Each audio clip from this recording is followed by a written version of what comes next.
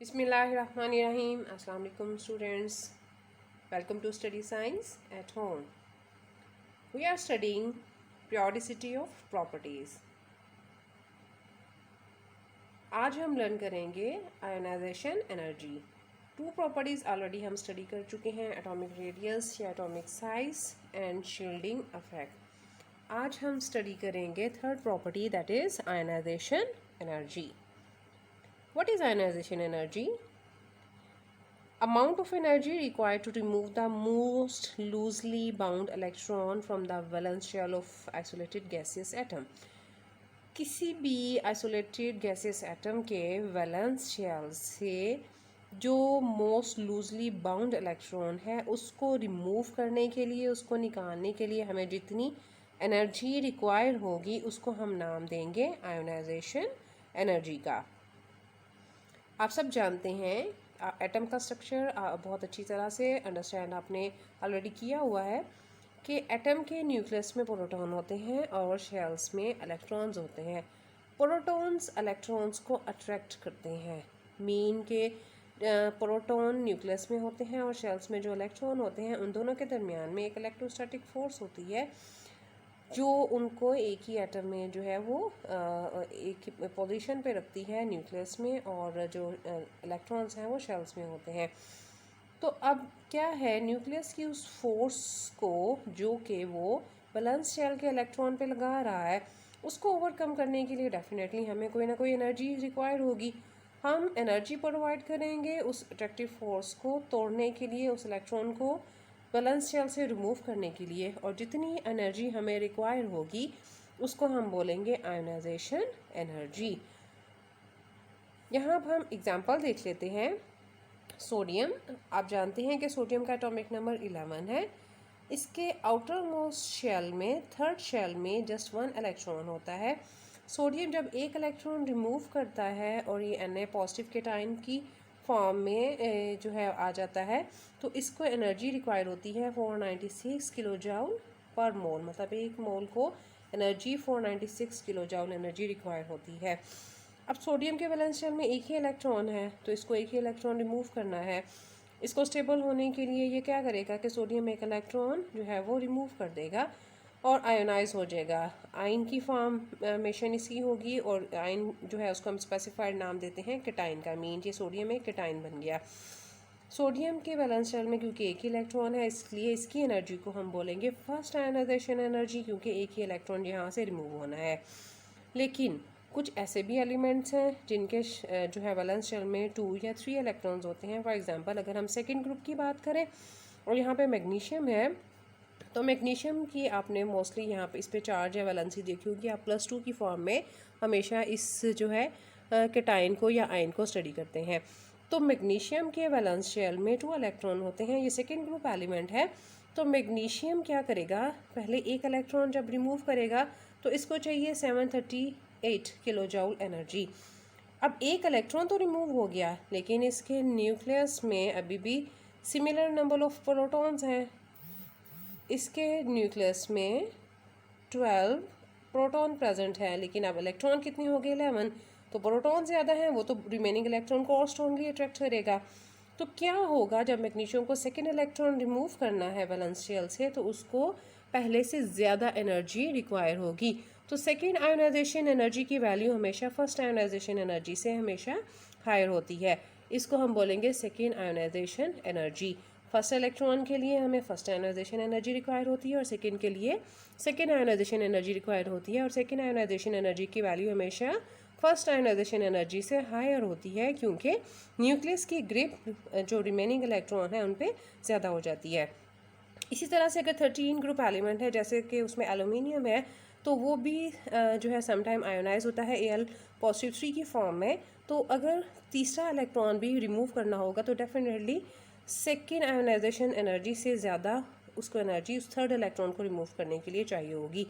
Mean कि अगर किसी भी एलिमेंट को स्टेबलाइज होने के लिए अब जो है वो आयोनाइज होता है तो फर्स्ट आयोनाइजेशन एनर्जी की वैल्यू कम होती है, सेकंड की उससे हायर, और थर्ड आयोनाइजेशन एनर्जी की वैल्यू सबसे हायर होती है, और इनको हम नाम देते हैं first, second and third ionization energy.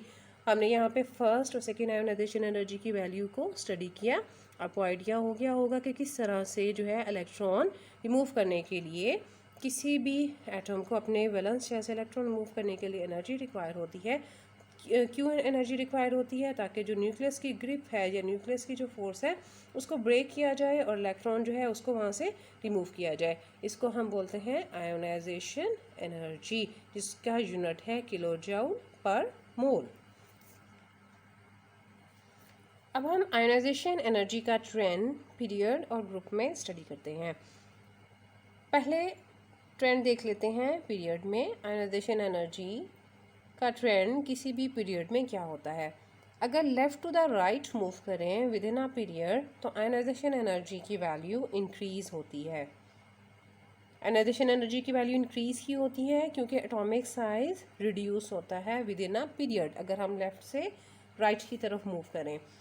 हमने एटॉमिक साइज और एटॉमिक रेडियस के टॉपिक में बहुत अच्छी तरह से अंडरस्टैंड किया था कि किस तरह से एटॉमिक साइज जो है वो रिड्यूस होता है विद इन पीरियड। अगर हम सेकेंड पीरियड की बात करें तो उसमें हमने देखा था कि 2 ही शेल्स हैं, लेकिन जब हम left to the right move करते हैं तो एटॉमिक नंबर बढ़ता है, जिसकी वजह से न्यूक्लियस में प्रोटॉन तो बढ़ते हैं लेकिन साथ साथ सेकेंड शेल में नंबर ऑफ इलेक्ट्रॉन भी जो है लेफ़्ट टू द राइट जब हम मूव करते हैं तो वो बढ़ते चले जाते हैं, जिसकी वजह से न्यूक्लियस जो है वो वैलेंस शेल को अपनी तरफ पुल कर लेता है, अपनी तरफ खींचता है, और एटॉमिक साइज जो है वो रिड्यूस हो जाता है लेफ़्ट टू द राइट। तो किसी भी पीरियड में एटॉमिक साइज जो है वो डिक्रीज़ होता है। अब एटॉमिक साइज का आयोनाइजेशन एनर्जी पे क्या इफेक्ट होगा? देखें, जब एटॉमिक साइज रिड्यूस होगा तो जो वैलेंस शेल है वो न्यूक्लियस के पास आ जाएगा। हमने क्या करना है? हमने वैलेंस शेल का इलेक्ट्रॉन रिमूव करना है, लेकिन जो वैलेंस शेल है वो तो न्यूक्लियस की तरफ पुल हो जाएगा। तो क्या होगा? न्यूक्लियस के पास होने की वजह से अट्रैक्शन ज़्यादा है और हमें उस इलेक्ट्रॉन को रिमूव करने के लिए ज़्यादा एनर्जी रिक्वायर होगी। तो क्या होगा पीरियड में? आयोनाइजेशन एनर्जी इंक्रीज़ होगी due to decrease in atomic size.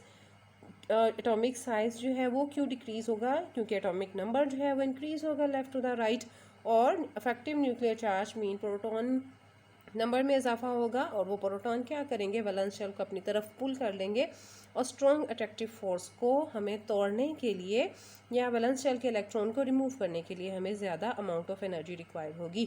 तो जब हम कंपेयर करेंगे डिफरेंट एलिमेंट्स को तो लेफ़्ट साइड के एलिमेंट जो हैं उनकी आयोनाइजेशन एनर्जी वैल्यू कम होगी, लेकिन जब हम left to the right move करेंगे तो राइट साइड के एलिमेंट का क्योंकि एटॉमिक साइज कम होगा तो उन्हें ज़्यादा आयोनाइजेशन एनर्जी रिक्वायर होगी वैलेंस शेल के इलेक्ट्रॉन को रिमूव करने के लिए। अब ट्रेंड है इन ग्रुप। ग्रुप में क्या होता है? आयोनाइजेशन एनर्जी की वैल्यू ग्रुप में टॉप टू बॉटम डिक्रीज होती है, क्योंकि विद इन ग्रुप जो है एटॉमिक साइज इंक्रीज होता है।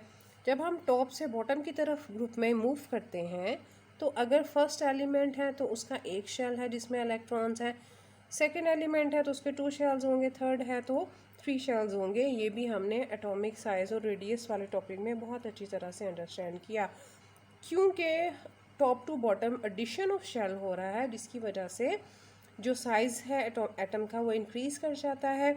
और क्या होगा? क्योंकि वैलेंस शेल न्यूक्लियस से दूर होगा तो वैलेंस शेल से इलेक्ट्रॉन रिमूव करना आसान होगा, इसलिए जब विद इन ग्रुप मूव करेंगे टॉप टू द बॉटम तो आयोनाइजेशन एनर्जी की वैल्यू जो है वो विद इन ग्रुप वो डिक्रीज़ होगी। स्टार्टिंग जो टॉप के एलिमेंट हैं उनको ज़्यादा एनर्जी रिक्वायर होगी, जैसे जैसे हम बॉटम की तरफ जाते जाएंगे क्योंकि न्यू शेल्स ऐड होंगे, एटॉमिक साइज इंक्रीज़ हो जाएगा, तो बॉटम के जो एलिमेंट्स हैं उनको कम एनर्जी रिक्वायर होगी अपने वैलेंस शेल से इलेक्ट्रॉन निकालने के लिए। तो विद इन ग्रुप, किसी भी ग्रुप में अगर हम फर्स्ट या सेकेंड ग्रुप की बात करें तो विद इन आ ग्रुप जो एटॉमिक एनर्जी साइज है वो इंक्रीज़ हो जाता है और आयोनाइजेशन एनर्जी की वैल्यू डिक्रीज़ होती है due to the addition of more number of shells within a group. So what is ionisation energy? इसको थोड़ा सम अप कर लेते हैं। आयोनाइजेशन एनर्जी क्या है? हमें वैलेंस शेल से इलेक्ट्रॉन रिमूव करने के लिए जितनी एनर्जी रिक्वायर होती है उसको हम आयोनाइजेशन एनर्जी का नाम देते हैं। फिर हमने देखा कि जो है पीरियड उसमें ट्रेंड क्या होता है और ग्रुप में ट्रेंड क्या होता है। अगर एक इलेक्ट्रॉन रिमूव करना है तो उसको हम क्या बोलेंगे? First ionisation energy. और अगर एक से ज़्यादा इलेक्ट्रॉन जो है वो रिमूव करना है तो जो उसमें कौन से फैक्टर्स इन्वॉल्व होंगे और क्यों आयनाइजेशन एनर्जी जो है वो ज़्यादा हो जाएगी। और विद इन अ पीरियड भी क्या होगा कि आयनाइजेशन एनर्जी जो है वो इंक्रीज़ करेगी due to decrease in atomic size, लेकिन within a group ionization energy की वैल्यू कम होगी due to the increase in atomic size या atomic radius. I hope you understand very well today's lecture. Take care. Allah Hafiz.